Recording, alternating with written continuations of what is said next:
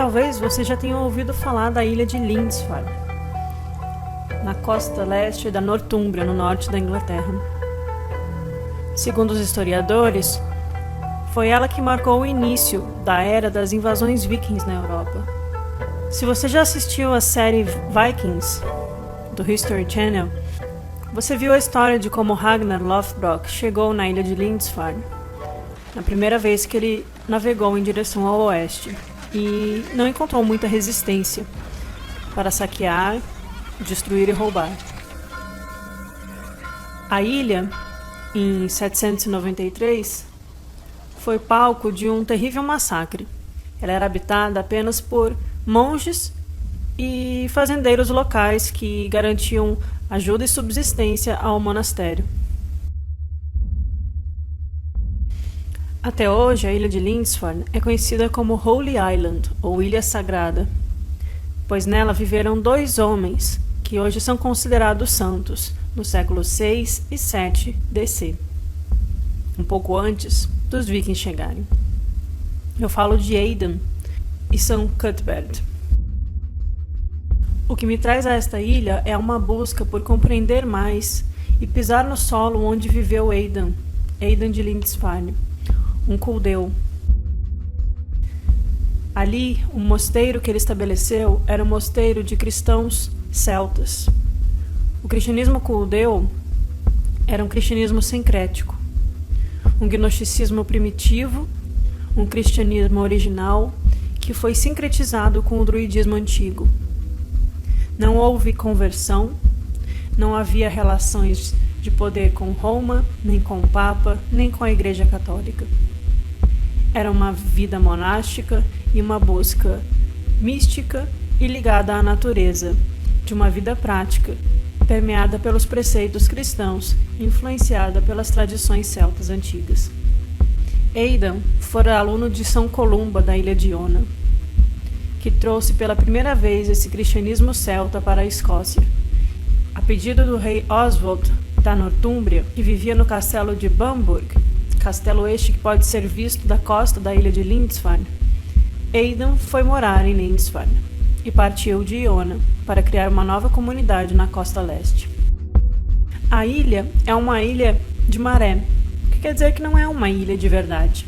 O acesso a ela é possível durante a maré baixa, quando é possível atravessar até mesmo a pé pela areia. Foi construída uma estrada de asfalto, facilitando que os carros pudessem entrar lá. Mas para isso precisaram erguer um pouco a estrada e os carros devem observar o período de marés. Tentar atravessar a ilha nas horas proibidas do dia é correr o risco de ter o seu carro levado pelo mar.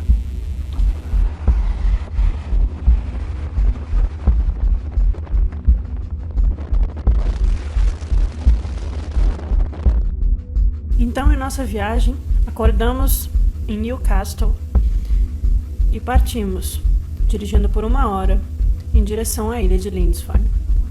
Eu observei a tábua de marés e consultei no site os horários permitidos para a entrada e saída da ilha, para não correr o risco de ficarmos presos por lá. A região da Nortúmbria é belíssima, e eu fiquei profundamente emocionada ao me deparar pela primeira vez com a costa da ilha sagrada sobre a qual eu li nos últimos anos. Nos aproximamos da praia e da estrada, e ainda havia água cobrindo partes da areia. Já consegue ver a areia, ó. Ó. Entende? Holy Island Causeway. Então isso aqui fica cheio de mar. Tá na pista certa. Tá na pista certa. Aqui é super uma terra baixa, um marcha, ó. Olha, tem água ainda, você tá passando pela água. E aqui quando a maré enche...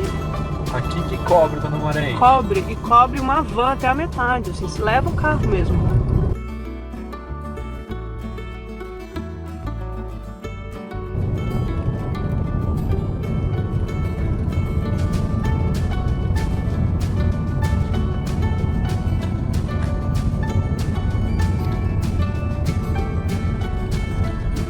Tem mar ali ainda.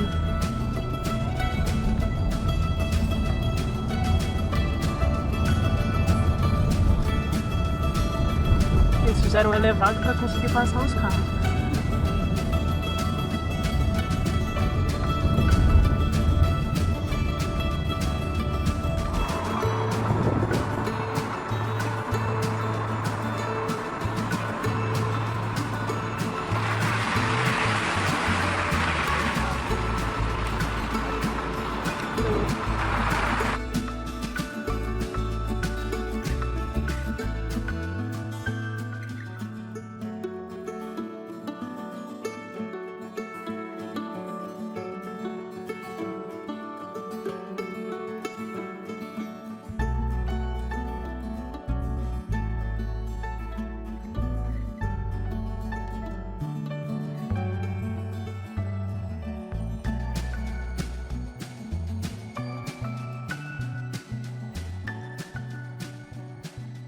Eu sabia que não ia encontrar nada ali, nenhuma construção antiga do tempo de Aidan.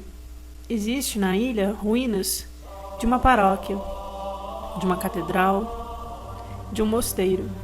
São ruínas lindas, mas elas foram erguidas por volta do ano 1100 e 1200. E a mim me interessa o período antes do Sino de Whitby, que ocorreu em 664.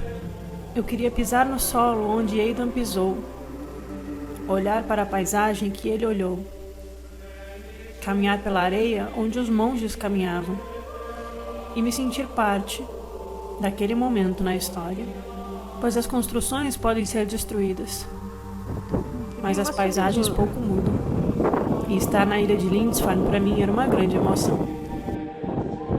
Do mosteiro original fundado por Aidan pouco sobrou. Na verdade, ano passado, em 2018, alguns arqueologistas descobriram as ruínas remanescentes, ossos e pedras esculpidas do antigo mosteiro anglo-saxão. Graças aos esforços desses arqueologistas, as ruínas do mosteiro anglo-saxão mostram para mim onde era o mosteiro original, o mesmo que foi atacado pelos vikings. De toda forma, a presença celta desse cristianismo culteu-sincrético ainda é presente na ilha. As cruzes celtas no cemitério, a arte, os símbolos com os nós celtas e o respeito à natureza. Antes de entrar nas ruínas para vê-las de perto, eu entrei em um pequeno museu que tem na região, junto à lojinha, e nesse museu existe um material informativo, estátuas, pinturas e peças encontradas preservadas em vidro. Alcuino, um padre que registrou a história no final do século VIII, chama a ilha de Lindisfarne como o lugar mais venerável de toda a Bretanha. De fato, a ilha foi o berço do surgimento do cristianismo naquela região. Como já comentei, os violentos ataques dos vikings forçaram os monges a fugirem por suas vidas. Eles retornaram, mas no século IX, em 800 e tanto, eles tiveram que fugir novamente, pois mais ataques, mais violentos ainda, estavam chegando do mar. No século XII, monges da Catedral de Durham voltaram à ilha e fundaram ali uma abadia beneditina. Ela floresceu até 1537, quando Henrique VIII ordenou que fosse fechada. São essas as ruínas que eu vou visitar. A região da Nortúmbria viveu um misto de cultura anglo-saxã, nórdica, celta e cristã. Por exemplo, nas crônicas anglo-saxãs era dito que a família real descendia do próprio Odin. Ao longo dos reinados e das guerras, das brigas entre os povos, a região foi trocando de liderança. Ora era liderada por celtas, ora por anglo-saxões. Na época da criação do primeiro mosteiro de Lindisfarne por Aidan, o rei era Oswald e ele havia unificado os reinos de Deira e Bernícia, criando assim o reino da Nortúmbria. Bede, um monge e historiador que viveu no início do ano 700, escreveu sobre Aidan, contando que ele cultivava a paz, o amor, a pureza e a humildade. Bede, em sua História Eclesiástica dos Povos Ingleses, diz que Aidan estava acima da raiva e da ganância ele desprezava o orgulho e colocava a si mesmo como um professor, e ele não escolhia a quem ensinar, no sentido de que ele dava o mesmo respeito tanto ao fazendeiro quanto aos reis. Aidan costumava viajar pela região a pé, ensinando e oferecendo seu conhecimento. Sob sua liderança, o cristianismo se espalhou por toda a Nortúmbria. E somente depois, no reinado do rei Oswil, irmão mais novo do rei Oswald, que o cristianismo celta transformou-se em um catolicismo romano. No museu existem pinturas de como imaginam que teria sido o mosteiro original. Uma casinha simples, com telhado de palha e vigas de madeira.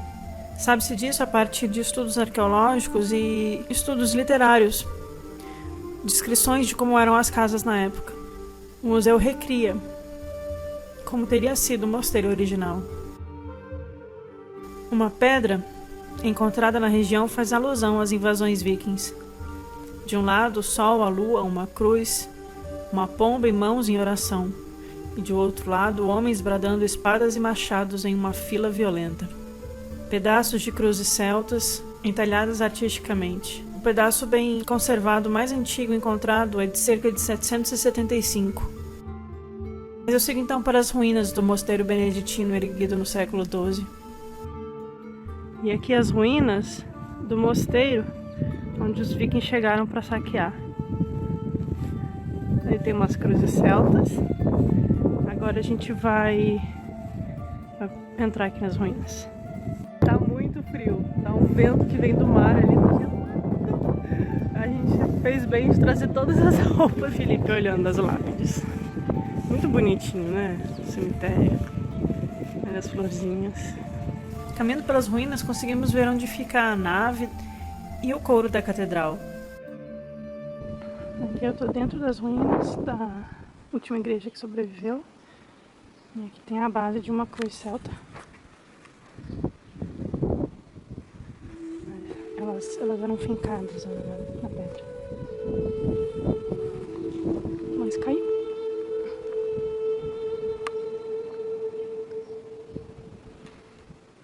Aqui parece ser um local de oração.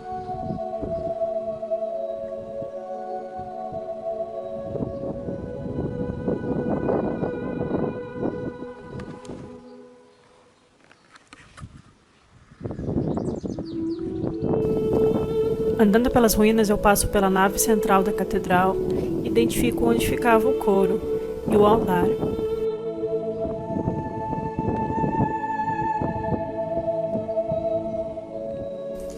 É possível ver onde ficam os depósitos, a sala de jantar, a pequena sala de oração. Aqui os monges viviam.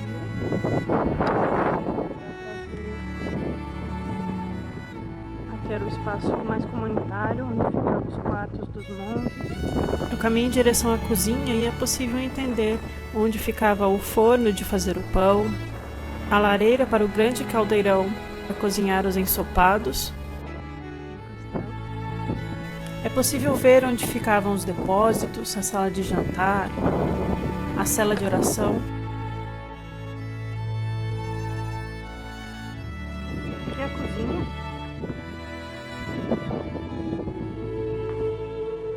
Realmente havia um fogo aqui.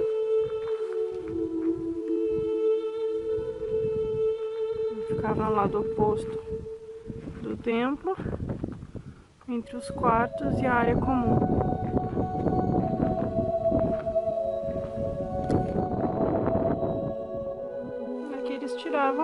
O poço de onde tiravam a água ainda está no mesmo local, e ainda há água no fundo. É possível ver onde guardavam o feno, faziam a farinha, ou ferviam as roupas e faziam tinturas. Há um espaço para os estábulos. A construção é muito grande, e é possível imaginar um mosteiro bastante ativo, com muitos visitantes e muitos monges vivendo e trabalhando. Eu caminho pelas ruínas e tento trazer a imagem de algo vivo ali acontecendo. Mais de 1000 anos atrás. Saímos das ruínas e seguimos caminhando em direção ao castelo. Esse castelo é mais moderno, ele foi erguido em torno do ano 1500, mas é uma caminhada muito gostosa até lá. Passamos pelo pier, pela praia, pelos murinhos de pedra. É início de primavera e lindos narcisos amarelos iluminam todo o campo.